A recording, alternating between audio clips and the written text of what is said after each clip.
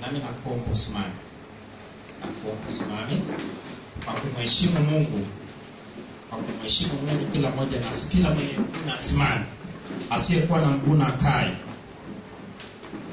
Ninaomba Baba, ninalitukuza jina lako, maana ni jina kuu lipitao majina yote. Maana katika jina lako Jehova kila goti litapigwa na kukiri ya kuwa Kristo wewe ndiye Bwana. Baba, katika jina lako, na ikiwa ni siku yako Baba wa rehema, tumekusanyika mahali palipowekwa jina lako, kama ilivyokuwa desturi Baba wa rehema. Kwa Baba wa rehema, kanisa la kwanza Baba, kila Jumapili Baba wa rehema, siku ya kwanza ya juma, walipokusanyika Baba wakikumeka mkate kwa pamoja, na Baba wakiwa na ushirikiano wa pamoja nasi Baba wa rehema, kama kanisa lako Bwana Yesu, tumekusanyika Baba ikiwa ni siku ya kwanza ya juma. Baba wa rehema, siku ya kwanza ya juma, ikiwa ni siku uliyefufuka Bwana, siku Baba wa rehema iliyebeba msingi wa wokovu wetu. Maana wokovu ni kuamini ya kwa Mungu Baba alimfufua Yesu Kristo kutoka mautini na kukiri katika kinywa chako ya kuwa yeye ni Bwana. Tunakiri ya kuwa wewe ni Bwana. Tunakiri ya kuwa wewe ni Bwana. Bwana wako uonekane leo katika ibada yetu. Tunapoanza kipengele cha kwanza cha maswali na majibu, neema yako Baba itufunulie Baba mafunuo mazuri, unayetufunulia kama ulivyotufunulia kuwa Baba kuna ujio wa Yesu mara ya pili na mara ya tatu. Baba, jambo hilo liyetufunulia ni ufunuo ambao Baba tunaweza kujivunia. Tuko tayari Baba kueleza dunia kuwa kama aweze kutambua ujio wa Yesu kama bwana harusi, basi Baba wa rehema kuna maandalizi kwa ajili ya ujio wa Yesu mara ya tatu kama mfalme wa wafalme akiwa juu ya farasi mweupe. Tunatukuza jina lako Mungu wetu, tunapoanza uwepo wako tamalaki katika eneo hili. Uwepo wako iguse kila mmoja, kila aliyeingia katika eneo hili asitoke kama alipokuja. Na Baba, hata wale wanaotufuatilia kutoka katika mataifa tofauti tofauti, neema yako iwafunike, na Baba wa rehema utukufu wako watanie, utukufu wako iwaumbe tena upya, ing'oe mabaya yote, iharibu kazi yote ya giza. Na Baba wa rehema, tukiwa katika hali ya kuhitimisha kitabu cha Baba wa rehema Malaki, Baba wa rehema, gusa taifa letu na viongozi wetu, gusa uchumi wetu. Tunashukuru jina lako kwa hali ya hewa inaendelea vizuri. Baba, asante hata kwa ajili ya mbingu zinazotoa umande wake. Mbingu ikitoa umande wake katika njia Baba ya baraka zako. Nitumie kama chombo chako Mungu wetu, nisiseme aliyo kwangu. Na ewe msaidizi tuliahidiwa na Bwana Yesu ya kuwa akienda kwa Baba yake atamuomba na kutuletea msaidizi mwingine. Chukua nafasi yako, maana wewe ni mwalimu bora, na utufundishe mambo yanayohusu ufalme wa Mungu kwa ajili ya wakati na wakati ujao na wakati uliopita. Na katika jina la mjumbe wa agano, na mtu mmoja aseme ni Yesu. Ni Yesu. Pigia Bwana makofi makubwa, alafu ikiwezekana nikupe katika moja usalimie watakatifu wa Mungu zako, maana si kawaida yako kusalimia watu, lakini usiogope, mkono wako hautakwisha. Mkono wako hautachukuliwa mtakatifu Bwana. Mkono wako hautanajisika. Mkono wako utabarikiwa. Si kawaida yako, alikwambia ukisalimia watu mkono unaondoka, lakini mimi nakuhakikishia upendo wa Yesu Kristo ianzie kwetu kama alivyopendana yeye na Baba yake. Salimia watakatifu wenzako. Kama uliwasalimia wote walipokuja, basi usiwasalimie tena.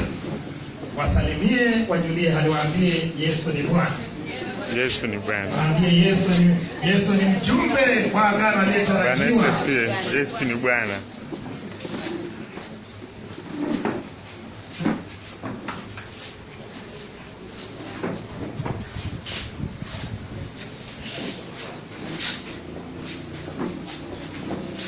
Basi na kuondokae katika kwa Mungu kama ushawasalimia watakatifu wenzako. Hawa ndio ndugu zako katika Bwana. Na bila kupoteza nafasi, tumekuwa na wiki nzuri sana.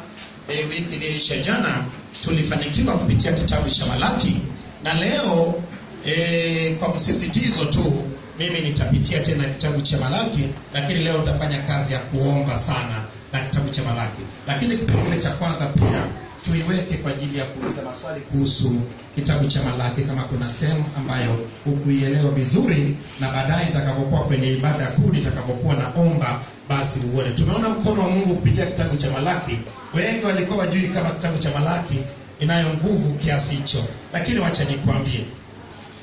Mimi nimetambua kitu kimoja, kuwa kumbe funguo zipo kwenye vitabu vya mwisho vya Agano la Kale, ili uelewe Agano la Kale.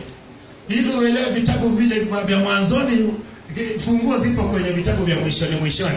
Tumepitia vitabu vitatu vya mwishoni, kuanzia Hagai, Zakaria na sasa Malaki. Na mimi nasema hivi, funguo zipo huko. Kitabu cha Hagai, kitabu cha Zakaria na Malaki zimenifanya hata vitu vingine vilivyokuwa bado na yumba nikakuta sasa nakosa kuyumba, naanza kuwa imara sasa. Maana yani nakuambia watakatifu wa Bwana, habari za ujio wa Yesu mara ya kwanza, ya pili na ya tatu imeongelewa sana na nabii Zakaria na nabii Malaki. Na mimi nasema hivi, hapo ndipo Bwana akatupa na maono ya kuwa watu wanatambua, hawatambui ujio wa Yesu kama bwana harusi, wanamtambua Yesu kuja kama nani? Kama mfalme wa wafalme, ambao ni ujio wake mara ya tatu. Lakini tulitambua pia katikati ya wiki ya kuwa wale waliokuwa naona, wale manabii walikuwa naona tukio, yani tukio ambao ni moja lakini ni tatu kwa moja, ikibeba ujio wake mara ya kwanza, ujio wake mara ya pili na ujio wake mara ya tatu. Na mimi nasema hivi, tunayo kila sababu ya kujivunia.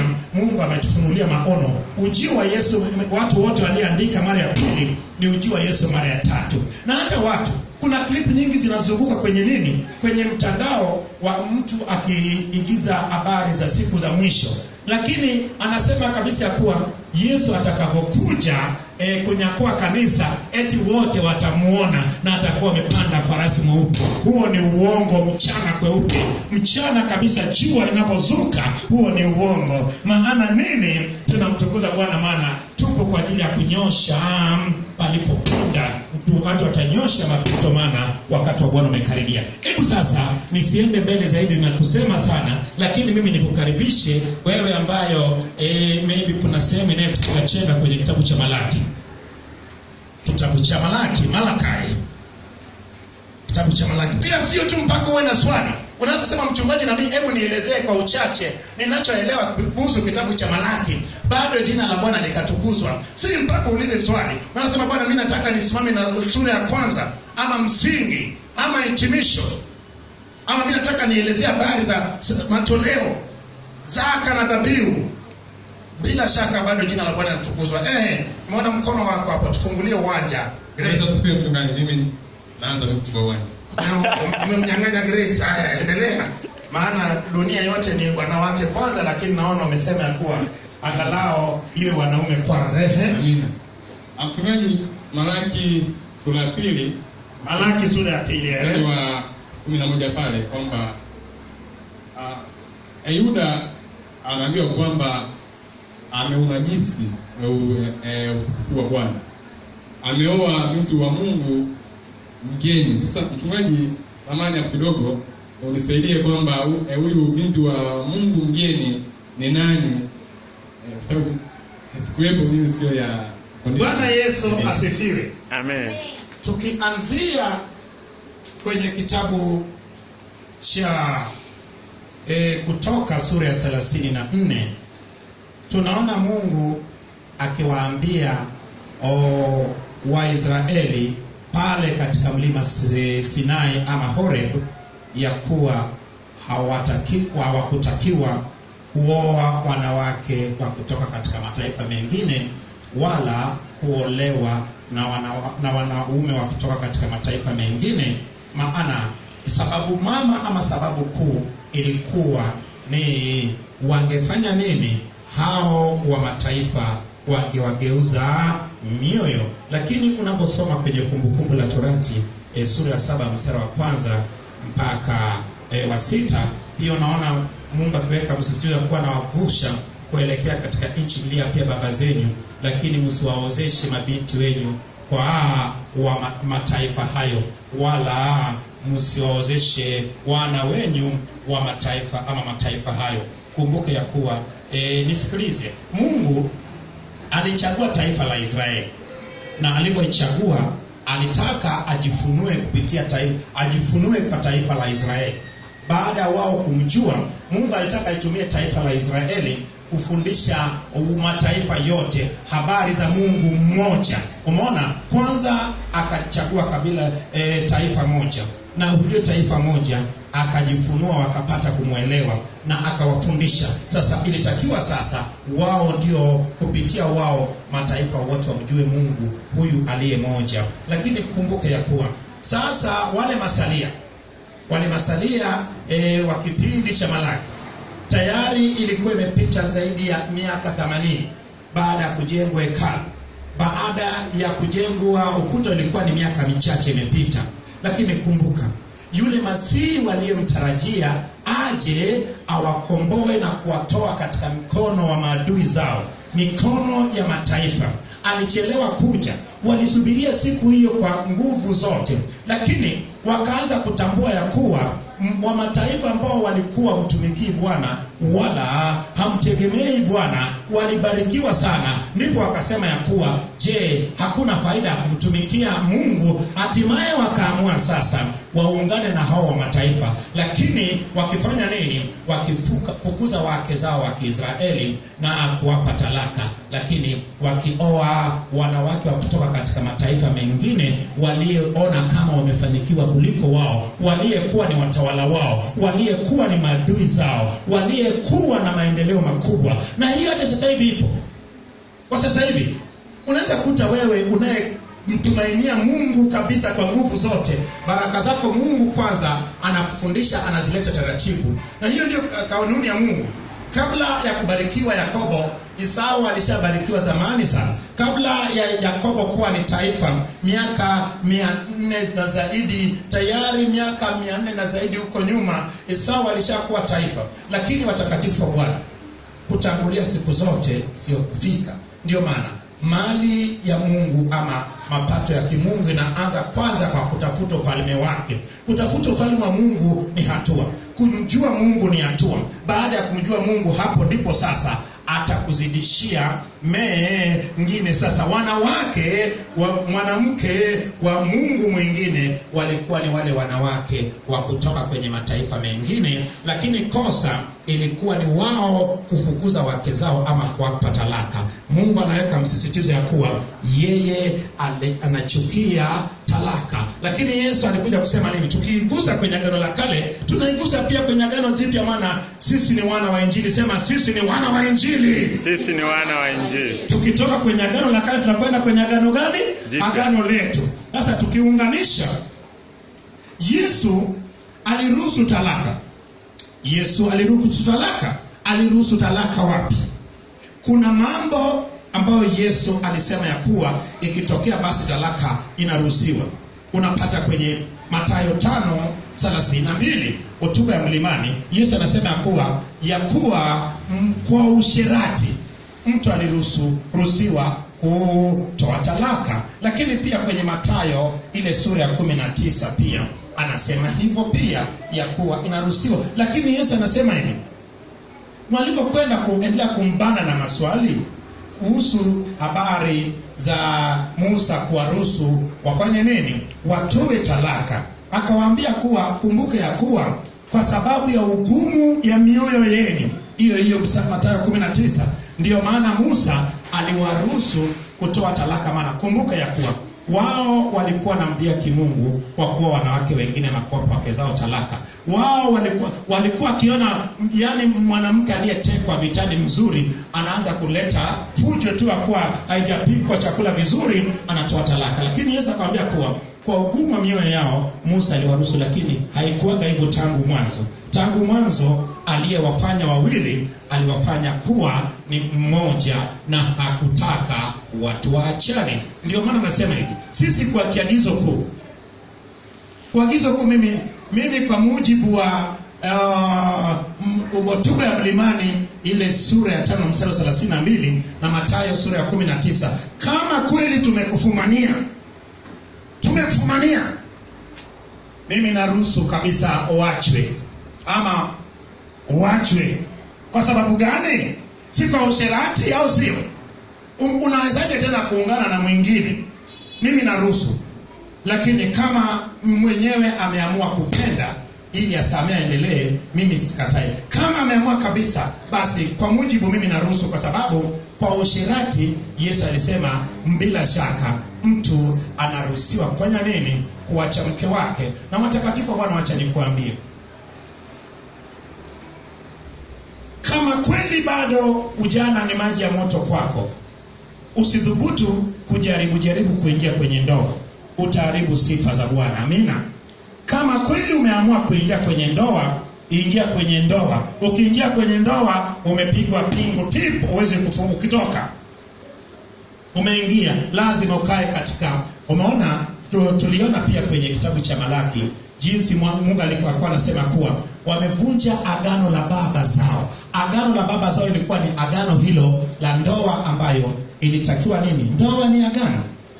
Ndio maana unaona kuna maneno yanabadilishwa, watu wanabadilishana pale maneno, na inatakiwa agano hilo itunzwe na pande zote. Mwana bibi harusi na bwana harusi waitunze nini? Waitunze agano la ndoa. Lakini mke moja, mme moja. Lakini pia kilichounganishwa na Mungu hapana wa kuitenganisha. Lakini kilichounganishwa na Mungu, Mungu anaweza kuitenganisha. Kama shetani katia mguu wake pale, shetani katia mguu wake, wewe una mume wako, mara tena una mwingine kule nje, una mke wako na mwingine kule nje, shetani ametia mkono wake kwako, basi ukipatikana tu, Mungu anaweza kuivunja kupitia Mathayo 5:32 ama Mathayo 19. Nani mwingine mwenye swali? Nimekuona Geoffrey umeinua mkono haraka hapo. Nilitarajia hivyo. Bwana Yesu asifiwe. Mimi katika haya uliokuwa unaeleza sasa hivi, tofauti ya mwashirati na mzinifu, na kufahamu mimi, yawezekana nafahamu sawa sawa, sifahamu sawa sawa. Hebu tuambie unapofahamu. Mzinzi ni yule mtu ambaye yuko kwenye ndoa, ameoa au ameolewa.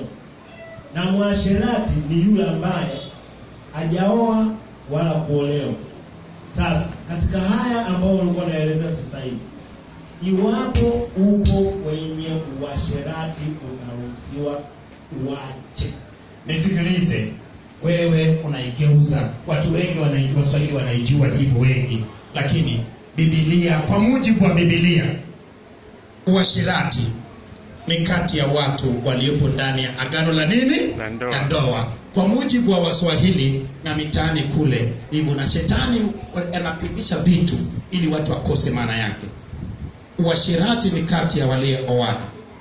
Uzinifu ndio hivyo kwa watu ambayo hawajafanya nini? Hawajaoa. Umeona sasa? So shetani ameigeuza, ndio maana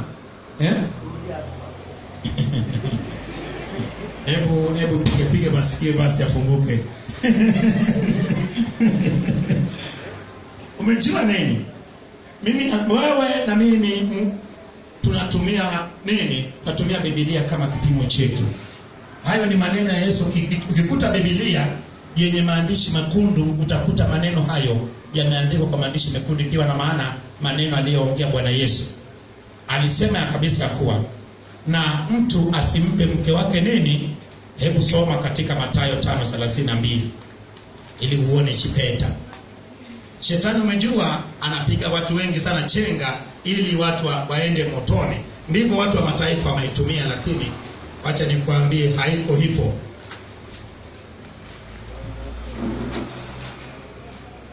Lakini mimi nawaambia, kila mtu amwachaye mkewe, isipokuwa kwa habari ya uasherati. Isipokuwa kwa habari za nini? Uasherati. Je, isipokuwa kwa habari za uzinifu?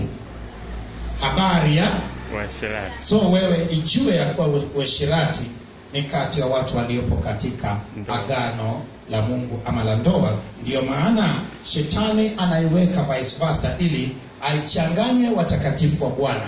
Ndio maana kila kitu usitegemee kinachoongelewa na watu, tegemea kinachoongea Biblia, maana kipimo chetu ni Biblia. So hata mimi nilikuwa najuaga hivyo kama unavyojua, lakini najua kabisa kuwa mimi namjua shetani ni muongo. anaigeuza kichwa chini mguu juu. Ukija kustuka umeshakula mieleka. Lakini najua jambo moja, kuwa Biblia haina makosa. Hebu mtu mwingine mniswali. So wewe sasa hivi iwe ni kwa mujibu wa nani? Wa kitabu cha Biblia ama the Bible or the book. Bwana Yesu asifiwe. Amina. Mimi nauliza kwa habari ya fungu la 10. Ninauliza Grace, mbona fungu la 10 nakutoa jasho? nataka kuelewa. Hebu uliza. Tuko kwenye Malaki, fungu la 10 imeleta utata mkubwa sana. Niliona mtu mmoja akifundisha kwenye TV na kwenye vyombo vya habari ya kuwa watu wanahitaji kutoa fungu la 10. Wengine wanasema usitoe fungu la 10 kanisani, wape watu maskini. Na watu wa Mungu, acha nikwambie, fungu la 10 ipo kwenye Agano Jipya. Fungu la 10 iko kwenye Agano la Kale. Kinachokuwa kwenye Agano Jipya, kwanza unapolijadili lazima uwe na mitazamo mingapi tofauti? Miwili tofauti, kwa sababu Agano la Kale ilikuwa ni agano kati ya Mungu na taifa moja. Agano Jipya ilikuwa ni agano kati ya Mungu na mataifa yote. Ndio maana unatakiwa ujue tofauti kati ya Agano la Kale na Agano Jipya. Ukishajua ndio sasa uwe na mtazamo wa kutazama fungu la 10 ikoje. Hebu sasa tuende Grace sasa kwenye swali lako. Swali langu, ndio, kama ulikuwa unaabudu sehemu ambayo unafundishwa fungu la 10 na ukawa unatoa, na fungu la 10 hilo labda umeanza biashara zako, umekuwa na mtaji wako, ukawa umetolea fungu la 10 kule, ukaanza kuendeleza ule mtaji. Hasa ukaja kugundua kwamba nilipokuwa natoa fungu la 10 sio sehemu sahihi. Hapo nauliza mchungaji, ile biashara yako inayoendelea utafanyaje ile fungu la 10 ili kusudi, yani ushaingiza ule mtaji kwenye biashara, unazunguka na vitu ushanunua, ina maana vinazunguka, utafanyaje ili kuikomboa biashara yako iwe kwenye fungu ambayo imeanza kwenye msingi wa fungu la 10 sahihi? Lakini kingine nauliza, labda umenunua shamba, ulikuwa unatoa fungu la 10, ukanunua shamba labda sehemu milioni 3, afu kaja ukiuza labda mfano milioni 10. Hasa fungu la 10 pale, ile ulionunulia ambayo uliitolea huko mwanzo, utaihesabu tena kwenye kutoa fungu la 10 au utahesabu ile ya faida uliyouzia? Nauliza hayo mambo mawili. Bwana Yesu asifiwe. Amen. Kama umesikia maswali mawili ya Grace. Swali la kwanza, nianze na ya kwanza. Grace amesema ya kuwa ameanzisha biashara na kwa wakati huo anasali mali fulani, akatoa fungu la 10 katika mtaji wake wa kuanza hiyo biashara, alafu akaendelea na biashara hiyo. Lakini katika biashara, na maana haiendi vizuri sana, akatambua ya kuwa ile fungu la 10 aliyetoa mwanzoni katika sehemu fulani, ina maana haikuwa katika msingi mzuri. Sasa anapokuwa ametambua ukweli, inakuwaje? Imeandikwa hivi Grace, msingi ukiharibika, mwenye haki ana nini? Ana cha kufanya. Lakini solution ni nini? Andiko lingine nasema hivi, bomweni hadi msingini, kisha mkajenge nini? Msingi mpya. So Grace, kinachofanyika ni nini? Unahitaji kubomoa msingi uliokuwepo. Unaibomoaje? Unaamua kurudi kwenye drawing board. Unasema tu Bwana, unaenda tu siku moja unapiga hesabu ya vitu vyote ulivyokuwa navyo, unajua ni bei gani, alafu unatoa hiyo hela. Ukishatoa fungu la 10 yake, unakwenda unamwambia mchungaji uliko sasa. Huyo mchungaji sasa namwambia kila kitu, alafu yeye sasa anaanza sasa kuweka msingi mpya, kana kwamba unaanza upya. Lakini anaomba kwanza wa kuvunja nini? Kuvunja ule msingi wa awali. Baada ya kuivunja sasa, anaomba sasa katika hii fungu la 10 sasa inakuwa sasa ni mwanzo mpya, inakuwa ni asubuhi njema, inakuwa sasa ni jua ya haki inayezuka na uponyaji katika mbawa zake, inakuwa ni mwanzo mwingine tena. Hatimaye sasa anapoiombea, ukienda na kuwa umejengwa katika msingi ulio mpya. Nisikie amina kwa mtu ambaye amenielewa. Amen. Maana nimetumia maandiko mawili. Msingi ukiharibika, mwenye haki ana la kufanya. Ina maana utaangamia kila wakati. Lakini sasa andiko inayejibu ambayo nalo jibu lake ni bomweni hadi msingini, kisha huwezi kujenga msingi juu ya msingi mwingine. Ukibomoa ukitoa unajenga msingi mwingine. Lakini sasa swali la pili ilikuwa inahusu nini, Grace? Umenunua labda shamba. Umenunua shamba alafu umenunua kwa milioni 3. Ulishaitolea fungu la 10. Ukaja ukaiuza sasa kwa milioni 10. Kinachofanyika ni hivi, Grace. Mtaji wako hapo unakuwa ni milioni ngapi?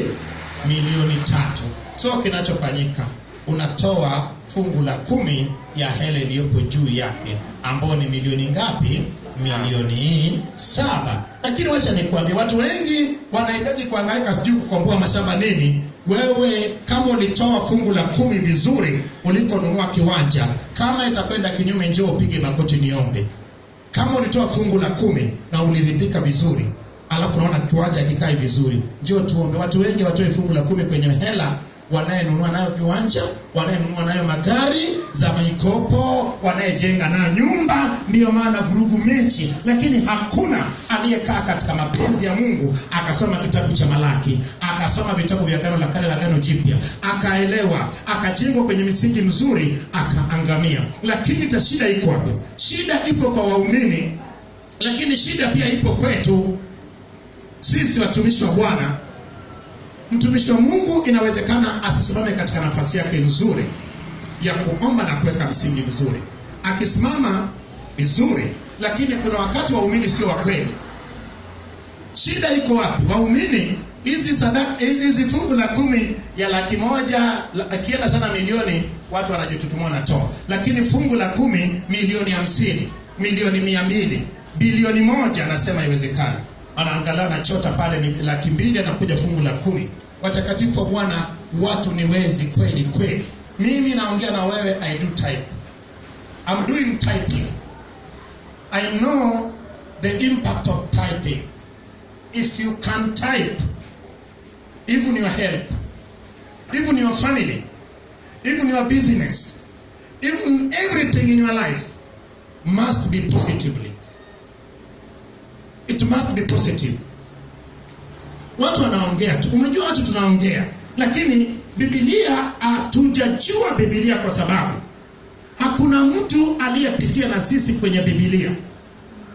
Kitabu kwa kitabu, sura kwa sura, mstari kwa mstari, neno kwa neno, koma kwa koma, yani mpaka kufikia agano kwa agano, alafu hatimaye unajua. Ukipitia Biblia ukijua Bwana, itakuongoza. Umejua hata katika nchi, ukienda katika nchi zilizoendelea kama Marekani, unakuta mpaka mtoto mdogo anafundishwa sheria nchi yake. Wapi? Akiwa yani huko kuchekechea amejua sheria. Baba na mama wanafanya mchezo, anapiga simu, hello mom disturbs, mom is disturbing. Tayari anajua ya kuwa 99 ama 11 ni ya polisi. Anapiga, anasema mama ana disturb. Moja kwa moja wanakuja. Yani watoto wa umbo wanakuja. Kwa sababu gani? Mtoto yule anajua haki yake. Lakini katika nchi zetu za Kiafrika mara nyingi sana sheria, unaona mtu amekudhulumu sehemu yako, alafu mnakwenda mahakamani, wewe huna uwezo, yeye anaweka wakili kwa sababu ana fedha zake. Mwingine nimewahi kusikia kesi moja, naomba na baba moja hapa, ni mshirika wa hapa, naomba naye. Watakatifu wa Bwana, mtu anakwenda kununua kiwanja ambao ina kesi. Kiwanja chake mtu kwenda kabomoa, alafu mtu mwingine yeye ni shujaa na fedha, anampaka na uchawi na uganga, anakwenda kununua kesi. Anunua kesi alafu anashinda. Imagine. Where's the truth? If somebody can buy where there is a problem, knowing very well, ananunua kesi. Ndio wanasema hivyo watakatifu wa Bwana. Kama ukiweza kujua Biblia, ni sawa sana mtu akiweza kujua sheria za nchi, lazima zitamuongoza kuishi maisha yanayetakiwa kwa kila mwananchi. Kama tukijua sheria mbinguni, neno la Mungu, itatuongoza kuishi maisha yanayetakiwa na Mungu. Lakini tunacheza. We are playing. Mimi nimeanza kufanya kazi ya Mungu siku chache zilizopita. Siwezi kusema kwa miaka mingi. Hata hapa nilipofikia nasema ni kwa neema ya Mungu. Lakini katika hii miaka, tuseme ndani ya miaka 10 ambayo nimekuwa nikifanya kazi ya Mungu actively, mimi atokio kiniambia mchungaji biashara ile, mimi nakazia macho, tunajua kana naambiwa huyu hapa fungu la 10 mwizi huyu. Hata watu ambao wafanya migogoro, wezi wote, ungetoa fungu la 10 hata kuomba usingeombewa, ungepona. Maana Mungu amesemaje? Nitawaondolea adui afanye nani? Alae. Wewe unakwenda hospitalini kila siku unalipa hela. Nasema hivyo takatifu Bwana. Mimi naandaa kizazi kingine. Ndio maana nasema hivi. Umesikia nafundisha kitu hapa. Kuna ufunuo Mungu amenipa. Hiyo ufunuo mimi natangaza hata sasa hivi, najua watu wanaona mpaka Marekani. Hakuna mtu duniani anayesema ya kuwa kuna kurudi kwa Yesu mara ya 3. There is nobody saying about the third advent of Jesus Christ. Everybody is talking about the first and the second. What about the third? They are not recognizing the return or the return of our Christ to rapture the church. They are combining together the rapture and coming as a king, which are two different things. Some are saying that when it comes to rapture the church, then everybody will see him, which is not right. Only those who are righteous, who will manage to see him, those who died in the Lord, those are the ones who will be risen and go and meet him. You see. Nasema hivi, hii ni ufunuo, wewe andika chini. Najua watu wataipinga, lakini mimi siku moja nitakwenda kuidefend. Ujio wa Yesu mara ya pili lazima tuweke ya kuwa ni Yesu kuja kunyakua kanisa. Ili watu wafanye nini? Wajiandae. Anakuja wapi? Hapa mawingu. Unaposema mawingu hapo unasema anga ama mbingu. Mbingu ni sehemu ya dunia. Ndio maana anakuja mara ya pili, lakini watakie kitu vigezo na kwenda kumnaki. Na ujio wake mara ya pili ndio maandalizi ya ujio mara ya 3. Ujio mara ya 3 watu wanaunganisha. Niliona clip moja jana ya kuwa inasema kabisa kuwa atakapokuja kunyakua kanisa lake atafanya nini? Wote watamuona. Sasa wote watamuona, mbona niambie? Alisema kabisa kuwa wawili watakuwa pamoja, mmoja atatwauliwa. Watakuwa melala pamoja, mmoja ametwauliwa. Anatwauliwaje? Ina maana atakwenda kumlaki Yesu katika ujio wake mara ya pili. Ujio wake mara ya pili haji akiwa amepanda farasi, anakuja kama bwana wa harusi, lakini ujio wake mara ya 3 atakuja na watakatifu ambao aliwanyakua katika kipindi cha unyakuo akiwa amepanda farasi. Hiyo ni kitu ambacho nimeandika kabisa, nimeshaandika kwenye kitabu cha Malaki, kitabu cha Zakaria, vitabu vingine vyote ambao nitaanza kuvitoa sasa. Na mimi nitadefend kabisa. Maana kuna vitu ambao usipofunuliwa ukaziweka wazi, watu wanakosa kuziweza kuzifanyia kazi. Watu wanaongea habari za kunyakuliwa kanisa, lakini wanaiunganisha. Lakini watu wa Mungu, Roho Mtakatifu amezitenganisha vizuri sana. Bwana Yesu asifiwe. Nani mwingine mwenye swali?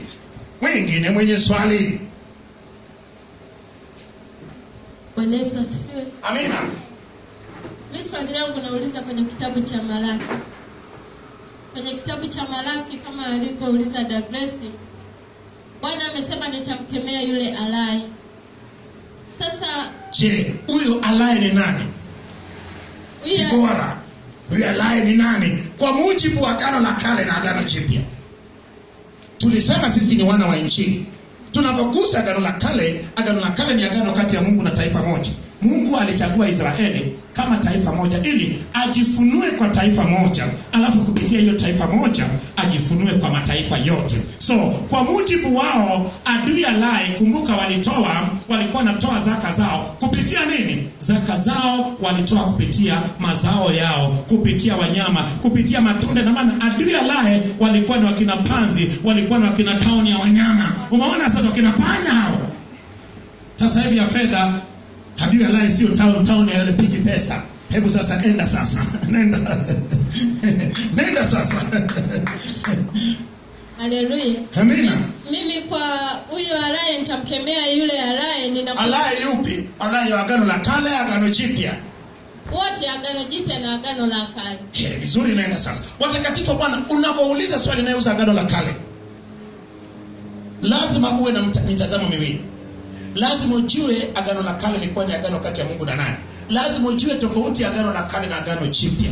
Agano la kale wala haituhusu sisi, lakini misingi yetu. Lakini tumejengwa katika ile misingi, lakini lazima tuwe na mtazamo wa agano jipya. Umesema sasa kwenye agano la kale, agano jipya. Hebu nenda kwenye swali lako sasa. Swali langu nilikuwa nataka kujua, kwa sababu ninakumbuka miaka kama 3 hivi imepita au 4, kuna mahali nilienda kwenye maombezi. Wala usitaje sehemu hiyo ulienda kwenye maombezi wapi. Usitaje wala jina la mtumishi wa moto. Sihitaji hiyo sehemu. Baada ya kwamba nimefika pale kwenye maombezi, tulikuwa ni watu wengi kwa kweli. Na tukawa tumejipanga mstari, tukawa tunaenda kwa huyo mtumishi wa Mungu kwa ajili ya kuombea, ni tumejipanga mstari. Lakini mimi nakumbuka yule aliyekuwa mbele yangu alikuwa ni kaka mmoja. Yule mtumishi wa Mungu alipomwangalia akamwambia, wewe huna pepo wala jini wala mzimu wala uchawi. Wewe ni mwizi wa fungu la 10. Mtolee Mungu fungu la 10, na hiyo ni adhabu ya Mungu iko juu yako. Nenda ukarekebisha mambo yako na utaona kila kitu kitaenda. Wewe ni mfanyabiashara.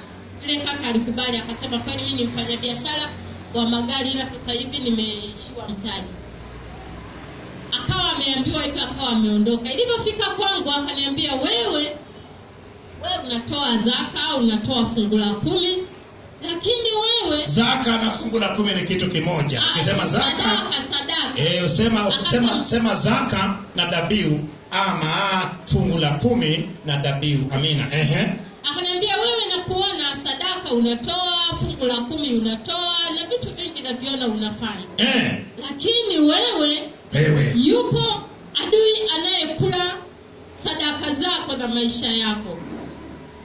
Akaniambia nitakuombea. Kweli aliniombea, mimi baadaye sikujua nini kiliendelea. Lakini nilitoka hapo nikaenda, niliona siku 2-3 naenda, lakini baadaye nikaanguka tena. Lakini sasa nilichokuwa nataka kusema. Nataka kusema nini? Swali langu yani kwamba linakuja kwamba huyu ni mtumishi wa Mungu, Mungu amemfunulia. Na Mungu ndiye amesema nitamkemea yeye yule alaye. Sasa kwamba unaweza ukapiga mataimu muda mrefu labda hujaweza kukaa, lakini mpaka inapofika kwamba labda ndio hiyo Mungu anasema kwa nyakati na majira Mungu hutenda. Lakini mpaka inapofika kwamba hiyo nyakati na majira ukazifahamu na Mungu akaweza kukutendea, wakati huo umeshapiga mataimu, lakini yeye amesema atamkemea yule alaye. Lakini kwa nini ile unazunguka sana mpaka yeye Mungu aje amkemee yule alaye? Hebu nikuulize, kwa nini Mungu alisema atakemea yule alaye? Na je, Mungu mpaka amkemee ilikuwa ni sababu gani mpaka Mungu amkemee? Nisikilize mtu wa Mungu. Mara nyingi ninaposema ya kuwa ahadi za Mungu kwenye maisha yetu zimeunganika na maagizo ya Mungu.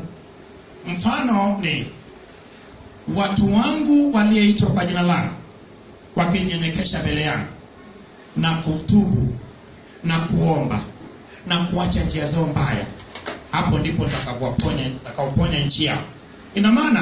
Ina maana kuponya nchi, kuwasamehe na kuponya nchi yao imebeba maagizo mengi wanayotakiwa kwanza kuyatekeleza. Umeona sasa? Ndio maana mimi nitafundisha leo kitabu cha Malaki nikisummarize. Lakini kumbuka Malaki aliwaambiaje? Walikuwa wanatoa wanyama, vilema, vipofu, lakini wengine nao walikuwa watoi fungu la 10, maana makuhani walikuwa wasimamia nafasi zao. Wakati makuhani walitakiwa kufundisha amri za Mungu, watu walitakiwa kwenda kuuliza sheria za Bwana kwao, na pia walitakiwa watoe mwongozo juu ya adhabu ambayo ingefanya nini? Ingewapata. So kumbuka ya kwa Mungu akasema hivi, kama wangemrudia Bwana, wakakaa kwenye mapenzi ya Bwana, wakakaa kwenye sheria ya Bwana, wakakaa katika njia za Bwana zinazostahili, hapo ndipo Bwana aliwaahidi ya kwa angefanya nini? Angekemea adui alaye. Adui alaye hawezi kukemea wakati wewe mwenyewe unaye dhambi naye kusumbua. Mwambie dhambi atoke kwanza. Kama usipotoa dhambi, adui alaye anapata wapi mlango kwa ajili ya kuingia kwako? Adui alaye ni matokeo nini ya dhambi unayetenda. ukiacha dhambi ama ukifunga milango yote, adui alaye hawezi kupenya. Ndio maana kwako dada mchungaji huyo mtumishi wa Mungu alikwambia kuwa adui alaye yupo, lakini atakiwa amsii Mungu amuonyeshe huyu adui alaye anapenya kwenye mlango upi. Mlango ni nini mpaka adui alaye apate kupenya? Ni nini bikinaye mpa mamlaka nani adui ili awe na mamlaka juu ya kuweza kusema hivi, watakatifu wake hakuna mtu akufanya nini, wa kuhukumu. Nani wa kutuhukumu? Tunahukumiwa na yule anayetudai ambao ni shetani, tukitumia mali zake. So mimi nasema hivi, kwa mamlaka jina la Bwana, kinachofanya kabisa dada wewe adui alaye ajenge makazi kwako, nisikilize vizuri. Sikilize vizuri nikwambie. Mtu mwenyewe wala hata yupo. Mtu mwenyewe hayupo, kashaondoka, hayuko hapa. Naona yupo kule kwao, sijui Ukerewe, sijui wapi kule. Toka Ukerewe uje huku dada, ili uambiwe umpe makazi yako. Malaika mtoeni kule Ukerewe, mleteni huko. Yuko Sengerema. Uko Sengerema. Toka Sengerema uje. Toka Sengerema tu hapa.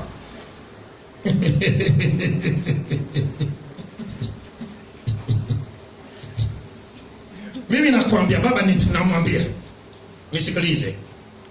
Kuna dhambi uliyewahi kutenda. Ulitenda katika nyumba ya Bwana. Ulikuwa umetengwa wewe ufanye kazi ya Mungu. Lakini dhambi hiyo uliyetenda unaijua kabisa. Dhambi hiyo imekunajisi. Hakuna mtu aliyeweza kuiondoa. Lakini siku ya leo Bwana yuko tayari kuiondoa. Ipo dhambi uliyetenda kabisa wewe kati uko tayari kabisa kutumika. Wewe ulitengwa kabisa. Ndio maana kule ulikokuwa Roma, wewe ulitakiwa kuwe sister. Alikuwa. Pigia Bwana makofi makubwa. So, kuna ulichotenda wakati ukiwa sister, ndicho kilichokunajisi na kinatesa maisha yako yote. Ulitenda asubuhi. Pigia Bwana makofi makubwa.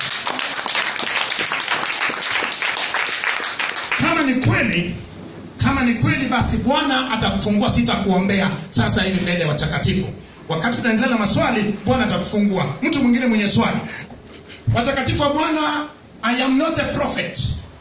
That is just the word from the Lord. Hiyo ni neno la hekima kutoka kwa Mungu Bwana. Enzi ya manabii na Torati ilikwisha wakati wa nani?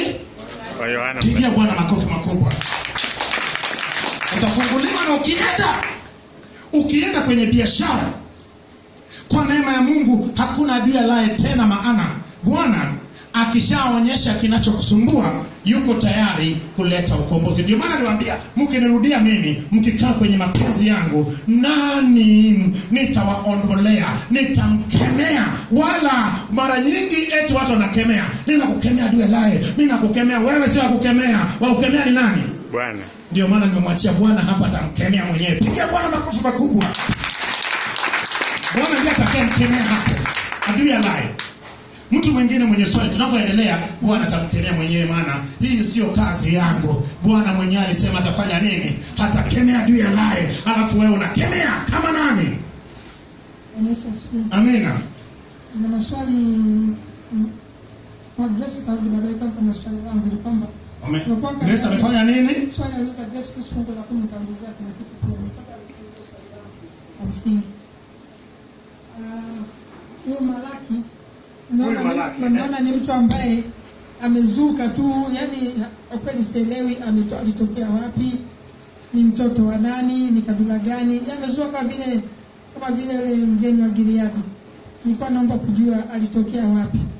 Na pili, baada ya kumaliza huduma yake, ministry yake, na anajulikana, sijaona wameandika alikwenda wapi. Naomba kujua alienda wapi. Bwana Yesu asifiwe. Amen.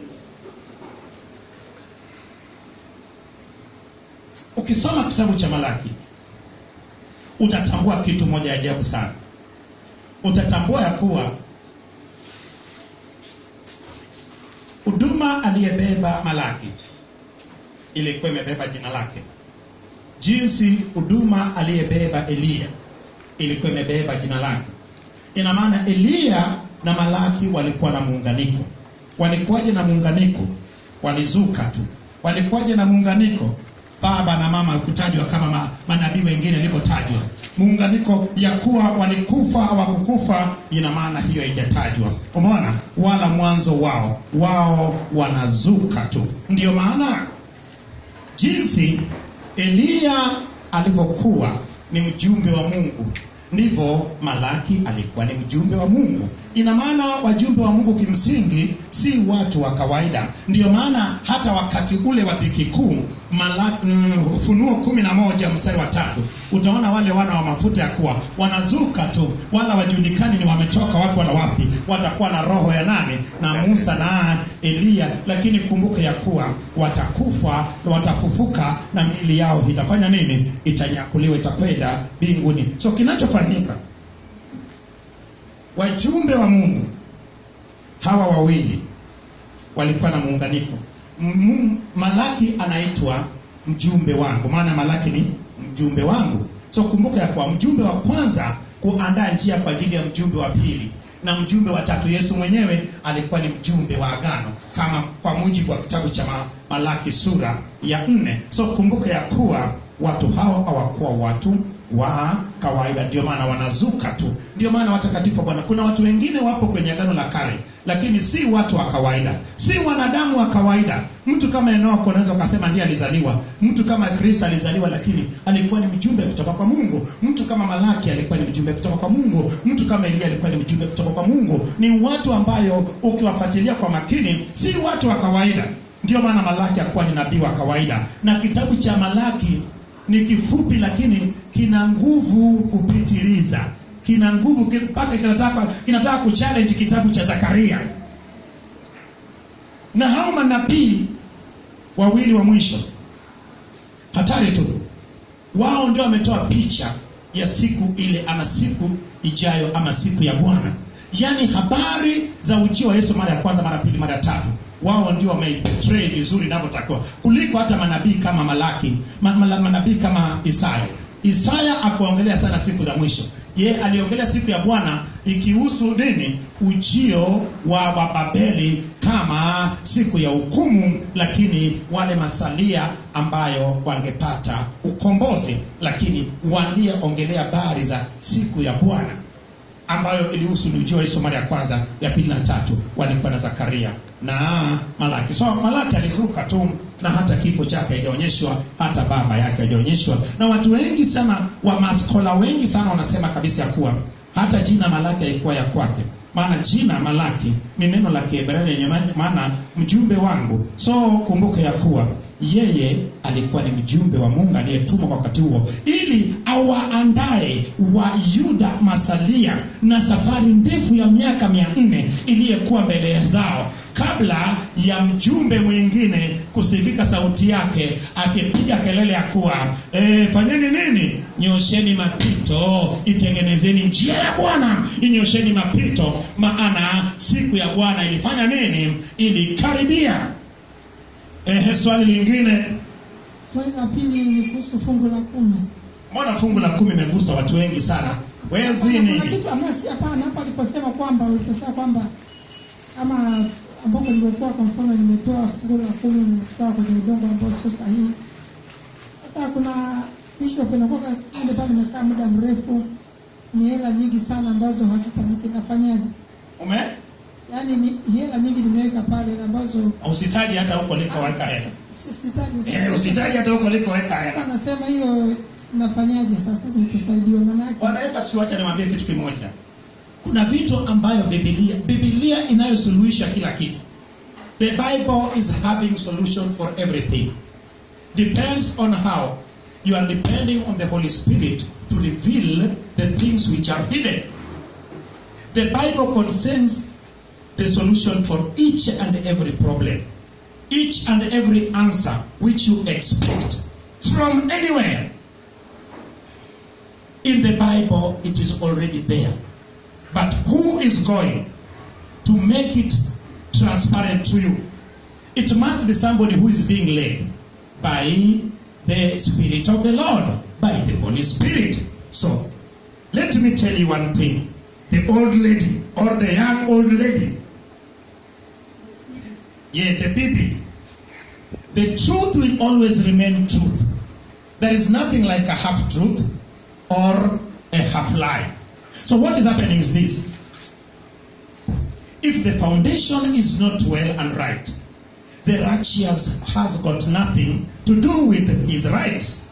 So what is happening is this. The solution is the foundation must be broken. It must be broken. Somebody must break it.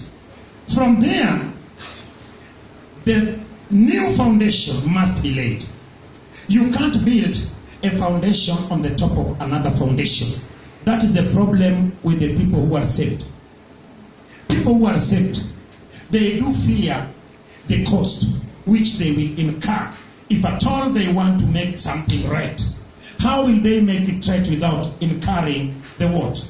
The cost. You have to break that foundation.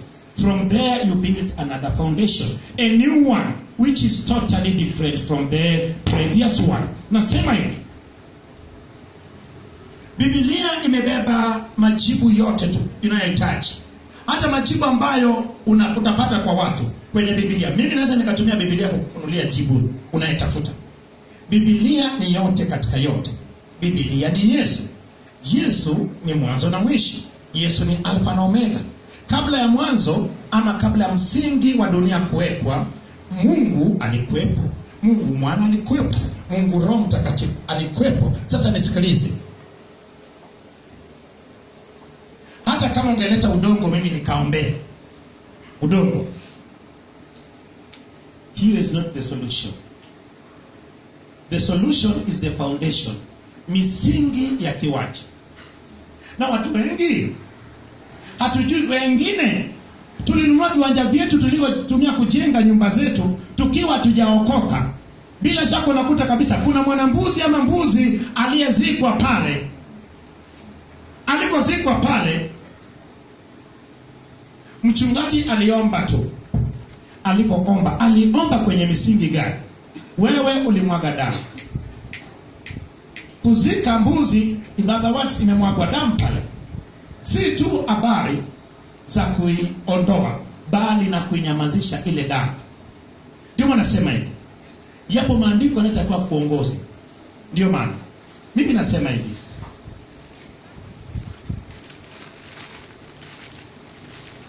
Unahitaji kuja chini ya msalaba ili tuone Mungu, kwa sababu kinachokutesa, hakuna kitu uliyepeleka kwa shetani alafu hujaifanyia kazi inavyotakiwa ikakosa kutesa maisha.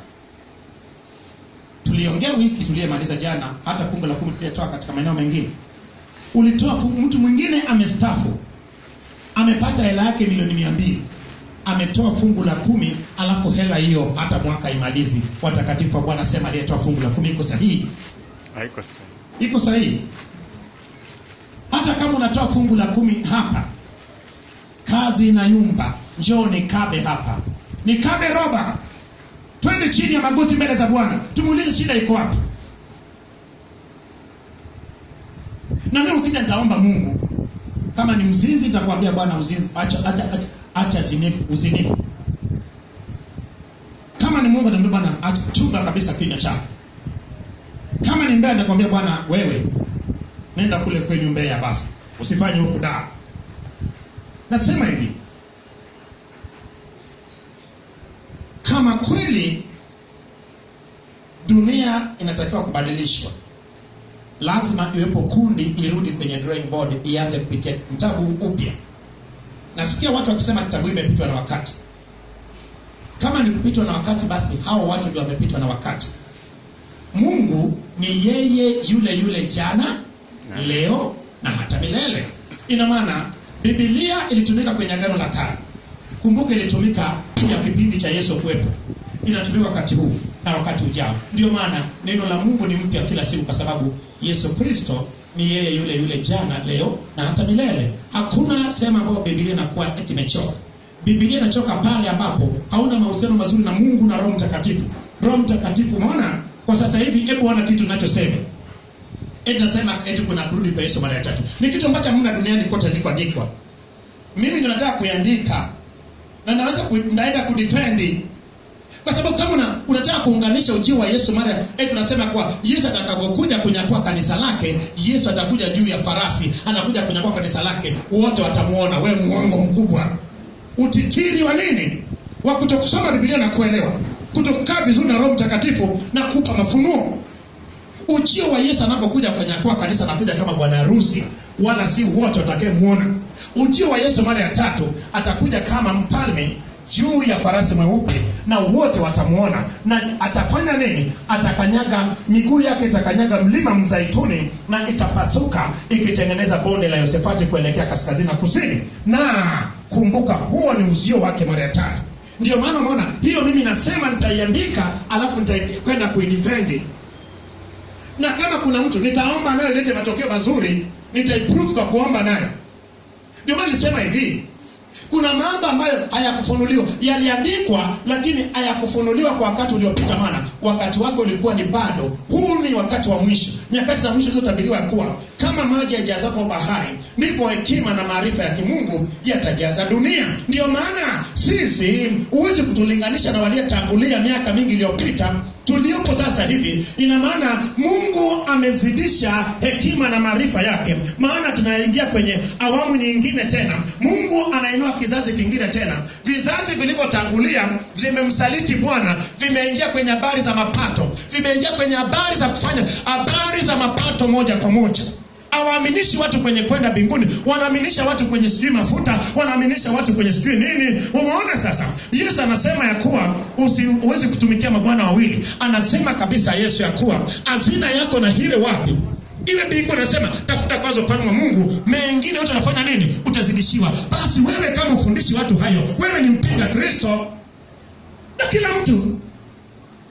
kila mtu nasema hivi, hata wanafunzi wa Yesu walimshangaa Yesu, akamwambia, Bwana, wewe kila siku unaambia habari za kuja kwako, habari za kufa, habari za kwenda mbinguni. Wakamwambia, je, na sisi tuliacha wake zetu, tuliacha kila kitu, tutakufuata? Tutafuata nini? Akasema stop, subiri. Akasema, mliacha wake, mliacha manyumba, mliacha sijui fedha. Akasema mtapata mara 100 hapa duniani, lakini pia katika wakati ujao mtarithi uzima wa milele. Akawaambia, lakini naudhia, lazima mtaudhiwa hapa duniani. Ni maana sasa ni patakatifu wa Bwana. Mimi nasema ukijua neno la Mungu, Biblia inasema kabisa kuwa wazazi huachia watoto wao nini? Urithi ni mali. Lakini Biblia inasema kabisa mali inayodundulizwa ama inayokusanywa kidogo kidogo ufanya nini? Hudumu. Ndio maana nasema hivi, hebu kila kitu na misingi yake. Kila kitu iwe na misingi yake. Lakini wengi shida yetu ni nini? Hakuna aliyetufundisha misingi mizuri. Ninayo watu wanayefanya kazi ya kufanya nini? Wanayefanya kazi lakini bila kiraka. Kazi wanayefanya ni nini? Kazi zao zinadorora kwa sababu ya misingi. Hatakuwa tunamjua Mungu. Na unahitaji wewe ambao kazi yako inasuasua, njoo chini ya msalaba. Mengine huwezi kusema mbele ya watu. Ili tuongee. Kitabu cha Malaki imebeba vitu vingi sana. Wengine ukiwa kwenye nyumba, panya ndio zinacheka. Huwezi kusikia kicheko cha watu. Kila mtu anang'ata meno, maana meno inauma, mwingine shavu, mwingine kichwa. Yaani kwenye nyumba kila mtu amekaa mkao wa kiholela. Baba kashika kichwa, mama kashika tumbo, mtoto kashika meno. Lakini panya wanachekaje? Nyumba hiyo ilitoa fungu la 10. Wakina panya ni wapiga sarakasi. Ardhi hiyo aliomba katika mamlaka gani?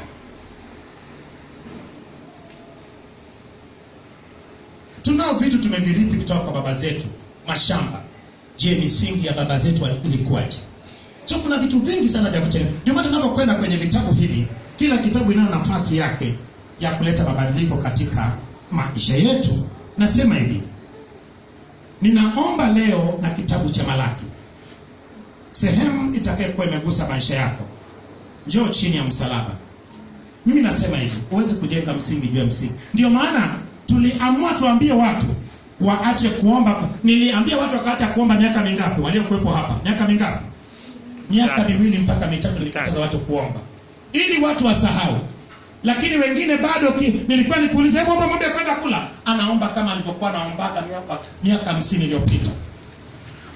Tulianza misingi mpya, tulianza kwa kubomoa msingi. Ndio maana mimi nilifanya kitendo cha, unaweza kuniona kama michizi mimi, mpaka na vitabu vingine vyote nilivichomaga. Nilianza upya kabisa. Ndio maana naona mimi sifundishi kitu anayefundisha mtu mwingine, nafundisha vitu ambao Bwana anataka kubadilisha nayo dunia. Nilichoma vitabu vingi sana, maana vitabu vile vilikuwa ni maono, mawazo ya watu. Kuna mawazo alafu kuna mafunuo. Kuna tofauti kati ya mawazo na mafunuo. Wengi wameandika mawazo yao, lakini si mafunuo ya Mungu. Mafunuo ya Mungu lazima yaongoze watu, kuelekeza watu, si kwenye kutafuta pesa, kutafuta nini, kutafuta kumrithi uzima wa milele. Ndio maana wengi sana wamepotoka.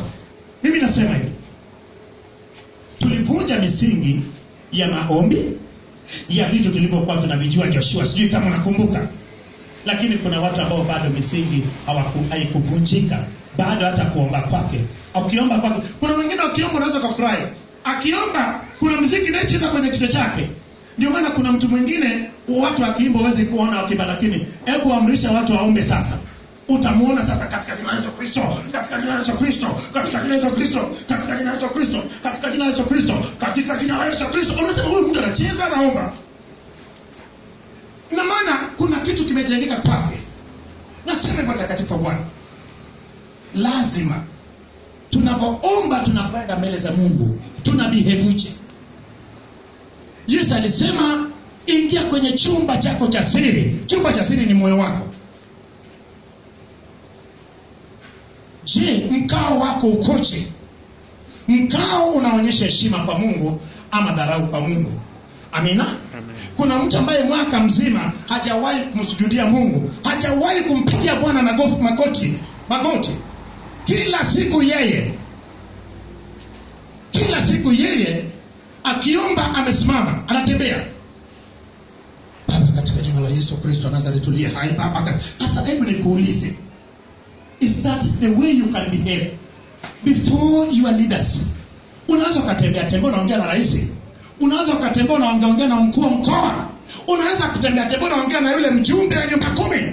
Unaweza kutembea unaongea na yule mwenyekiti wa serikali ya mtaa. Nasema hivyo takatifu Bwana. Malaki anasema hivi, je, sadaka mnazonitolea mngempelekea ya rais angechukua? Mngempelekea mkuu wa mkoa angechukua? Mngepelekea wale wenyekiti wa mtaa angechukua? Lakini sasa walimtolea Mungu. Ndicho kinachofanyika mpaka sasa hivi. Nasema hivi, I'm not stressing this so that people can give abundantly. Giving concerns your heart. If you don't give heartedly, then you can't be blessed. That's why I'm saying this. I'm just teaching this to put some things in order. If you think that this does not fit in your life, then well, there is no need for you to put them in account or take them. But for people who are in need of this, they will put them in practice, and I hope that in the near future they will start seeing the great impact in their life. Nasema hivi, mimi sichukui mstari mmoja na kufundisha, na ndio maana tumepitia kitabu cha Malaki. Tayari nimeshaandika kitabu cha Malaki. I am done with the book of Malachi. I've written that book. Nimeshaandika hata sasa hivi kwenye laptop hapa, nitufungue uone. Nimeshaandika chote. Nimeshaandika kitabu cha Malaki. But I want somebody to get that copy to guide your life. There are so many people who are misleading people. So many people are misled. You are misled. You gave abundantly, but you didn't receive anything, Mama Bwatwa. You gave abundantly. You gave so many things, but But what was the outcome? The outcome was negative. But that is what God planned in your life? No! It has got nothing, or it was having anything to do with the Lord. You did it according to somebody's will. Tumefanya kutokana na mapokeo, mawazo na akili za watu. Ndio maana nasema hivi. Hatubarikiwi kwa sababu tumetoa zaidi. Tunabarikiwa kwa sababu tumekaa katika mapenzi ya Mungu Baba. Tunakaa katika mapenzi Baba ili tupate kubarikiwa. Ukibarikiwa katika msingi nje ya kukaa katika mapenzi ya Mungu Baba, tarajia baraka hizo kutokuwa zimetoka kwa Mungu, zinakuwa zimetoka kwa shetani. Kuna wakati mwingine madhabahu inatema baraka, lakini baraka hizo zinatoka kwa shetani. Hebu wewe muombe Mungu akuonyeshe sehemu zote ulizopitia, ulizotoa fungu la 10 na sadaka zako zilikuwa kama ikuwa sahihi. Njoo tuvunje misingi, tujenge misingi mpya. Sasa mchungaji, bwana haiwezekani maana nimechoka mbaya. Umechoka mbaya? Misingi itakuwa vunjwe ndio imechoka, si wewe. Misingi imechoka wewe, sasa hivi umenawiri, uso wako unang'aa. Lakini bado msingi ule ndio unakuvuta chini kista. Ule msingi ndio unakuvuta chini. Kwani watu wakwambia kwa umebadilika? Lakini kwa nini ubadilike nje lakini inwardly you are grieving? It means that inside there is still some things which are lacking. The inside foundation must be broken. It must be built again. It must be changed. Because outwardly you look fine, you look good. But inwardly, there must be something which is not right. You know what? It is only the truth that will set somebody free. That is what has set me free. That is why I do speak the truth. Even during the time of offerings or giving, that is when people do change. Because you teach the truth, you will have so many coins in the offering basket. The devil will be laughing at you, telling you that, of course, that is what you planted, that is what you are harvesting. But that one cannot prevent me from having a good relationship with my Creator. Nasema hivi, hata kama itakugharimu